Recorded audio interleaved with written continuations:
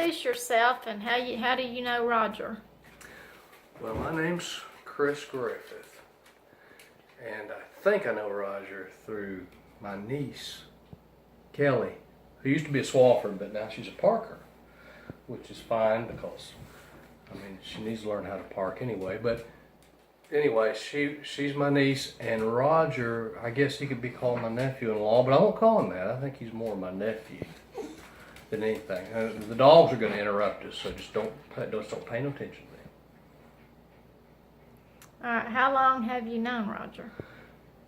I've known Roger for, well, first knew Roger when he came to work with me at the jail. He was brand new, and we work a night shift, and it gets really dull on night shift. You have to admit, nothing going on. All the inmates go to bed, nothing going on, and he was really funny. He really was funny. He got the idea to go out into the recreation yard and pee on the inmate basketballs.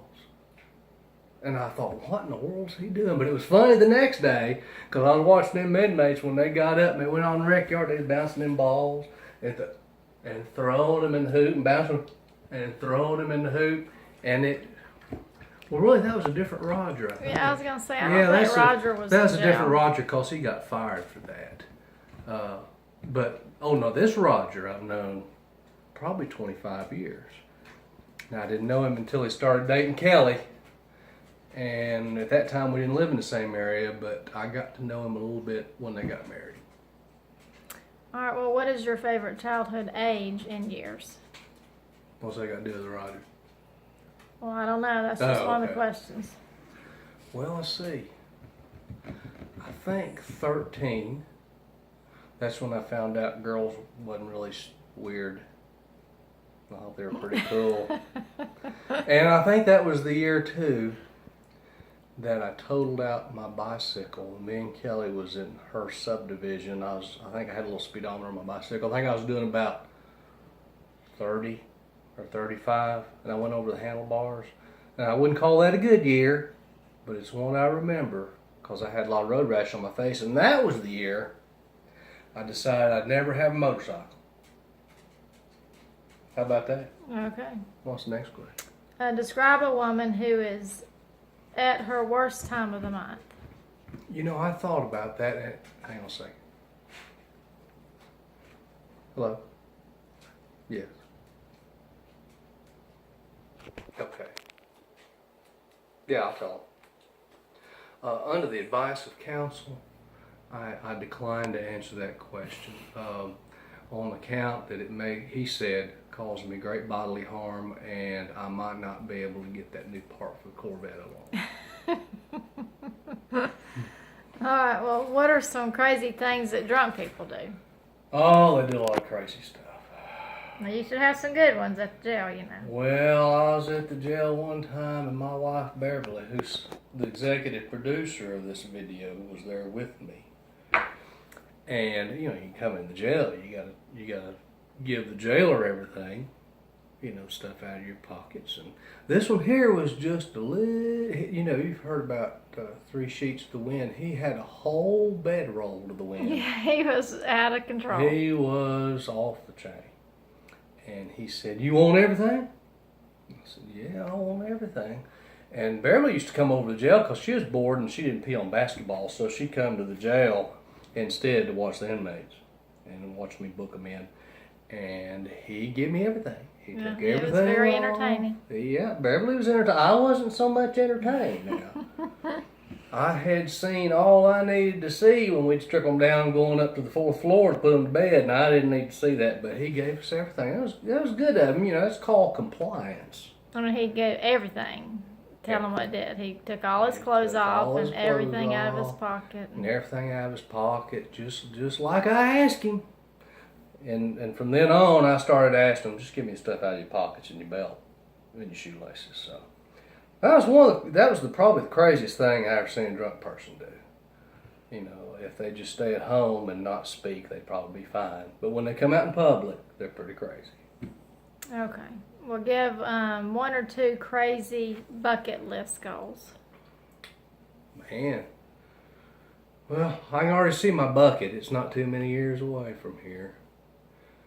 But I've done pretty much a lot of stuff I want to do. I'd like to have a best-selling book. I've sold tens and tens of the ones that I write, but I'd rather sell millions of them so that we could retire down our property in Darien. But, skydiving, I still wouldn't mind to try that one time. Old George H.W. did it, and he was 80 years old when he did it, or older. There's still a chance. And he didn't bounce or nothing. Yeah. All right. Well, what is the ugliest animal in the zoo? Animals are animals. I took Brittany to the zoo one time for her school, and I said, that's some pretty ugly animals. But there's this one woman feeding the giraffes to make a freight train take a dirt road.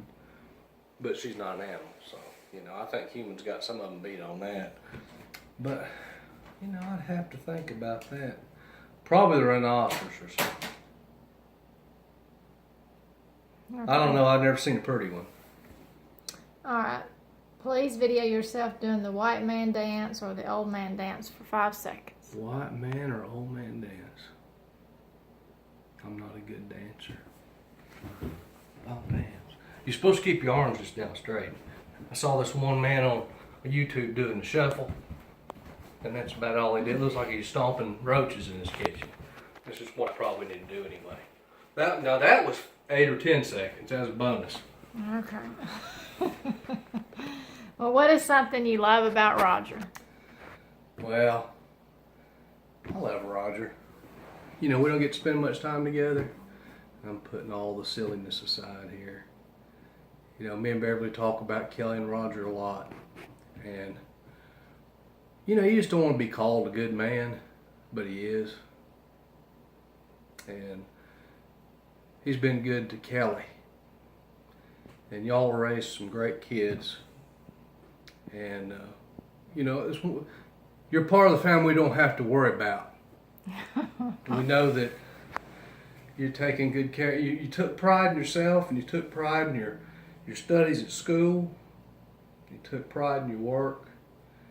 You took care of your kids, and you raised them the way they should go. And you took care of Kelly, my niece. And that's all a family can ask. Mm-hmm. That's all we can ask. All right, what is your favorite special memory you have of Roger? Well, I wished I could say, unfortunately, we didn't spend a whole lot of time together. It was at the wedding, and our paths would cross as we would come to family events here and there, and now he lives in the cold north, and I still live down here in the cold and hot south. Don't get to see each other very long to make a lot of big memories, but I remember them when they got married. I remember what a decent young man. There's nothing wrong with that, because I know Roger can be tough, but I just remember what a decent young man he was when they got married. Now he's getting like me, a little long in the tooth, but I'm sure he's exactly the same way. He still make Beverly laugh sometimes. Please end it with a special message for him for the 50th. Roger, you have a great 50th birthday, buddy. And I hope that we can try to get some time to come up there and see you.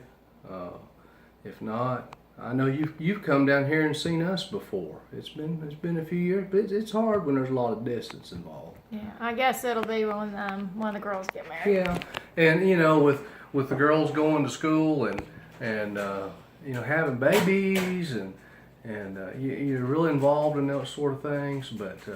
We'll do our best to get together soon, and you just take care of yourself. And Beverly turned the camera around, but we'll just say... I was going to say, happy birthday. Hope you have a great 50th. We love y'all very much, and have a great day. And I'm sorry I'm a little bit late getting this in, but I think it's so freaking funny that you'll still include it. All right. Bye-bye.